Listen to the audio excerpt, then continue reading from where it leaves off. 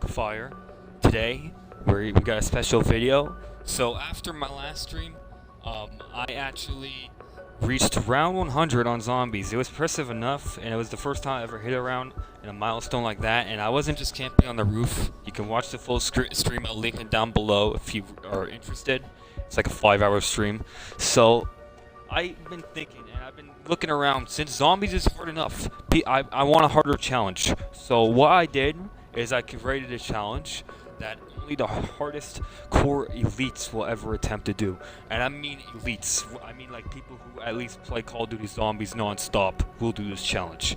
Now, it's called the Hardcore Challenge, and it's pretty simple. I'll tell you the rules in a sec. I looked everywhere online for a hardcore challenge, didn't find any. So I came up with my own.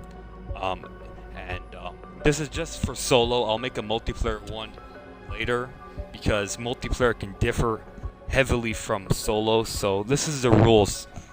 No buying armor. So I'm not allowed to buy any armor whatsoever. If an armor drops, so say like a carpenter drops or like armor piece drops on the ground, I can pick it up. That is 100% fine. You cannot buy armor. You can upgrade your armor, but you can't buy armor. Limited power item use. What I mean by that is not the power-ups that the enemies drop when you kill them, like max ammo, etc., like that. Your power ability, like see Frenzied Guard Tier 5, I'm gonna have a limited use on it because you can only really use your ability once. So what this challenge does is pretty much puts you boots on the ground and gives the zombies an advantage no matter what.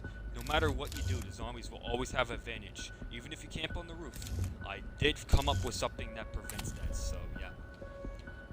Rule number 3, no wonder weapons, no ray gun, no die machine, etc., etc. Nothing that classifies as wonder weapon I can pick up. Monkey bombs are okay. I don't consider monkey bombs wonder weapons because they're tactical equipment, and you can get them very early on, so I don't consider them wonder weapons on this Call of Duty at least.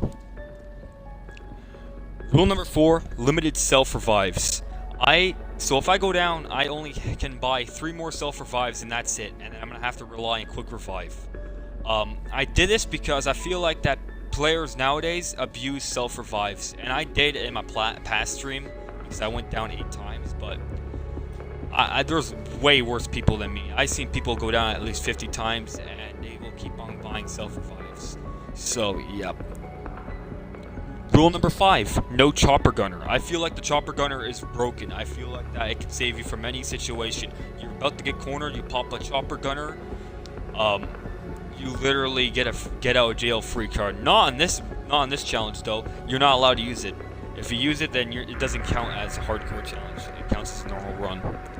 And finally, the most controversial rule, no Ring of Fire. I made that because Ring of Fire, I feel like people abuse it too much.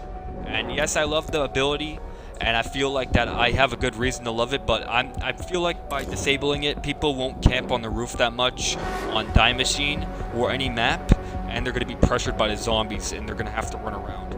And that's pretty much the rules. I'll leave them link down. Leave them in the description down below if you want to comment. I'm also going to do multiplayer one, so if I ever do play with people, we can try that one out too. So yeah. So what happens if I ever break one of these rules? Well, it's simple. If I ever break one of the rules, the stream ends and I kill myself. That's it.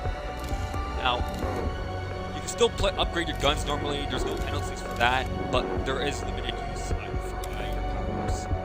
Now, I'm going to quickly say something that is pretty self-explanatory. There's types of abilities in this game. There's support, there's assault, and things in between. I would consider Energy Mine a hybrid of support and assault. So Frenzy Guard is a support because it helps you out, and Healing Aura, same thing. So you might have more charges with these, and if you do, like more times you can use them, it's perfectly fine. What I mean by the ability being completely drained is this. So say you used up all your ability points and stuff like that and you have no more, then you gotta wait for the next round to use it. Even if it's filled to the brim, like even if it's fucking full, you gotta wait till the next round to use it. And what happens if you don't use it and go to the next round? Well, it's the same thing applies. It really is. Now, this is the class setup I'm running. Nothing special. I did name it hardcore because it is kind of a hardcore challenge I'm doing, and I'm going to be honest with you, I am attempting it. After I reach round 100, I want to do something new. It's going to be played on Die Machine because I feel like that's the most balanced zombie map. If I go on Firebase Z, I will get my ass handed to me. The zombies will literally swarm me, and there's only one good training area in that map, and that's where Generator 3 is, I think. Or 1, I could be mistaken. It's where the M16 is, on Firebase Z. That's probably the best training area. So, this is the attachments I'm using on my gun if you want to copy it. I'm using stuff to increase equipment drop rate because I'm going to be using lots of grenades and tactical equipment. Decoys are going to be especially helpful in this run. I'm going to put Task Force because look at the damage output. Compare to that, look, 90% more damage. That's going to help. Ember sight pointing. Ember sight point. Sorry if I butchered that. Increased salvage drop rate and hip fire accuracy. You want hip fire accuracy. I don't aim into shotguns. I'm going to have the highest ammo, even though it's going to have a slower reload. Once you have speed cola, sleight of hand, whatever you call it, you literally are going to reload very quickly.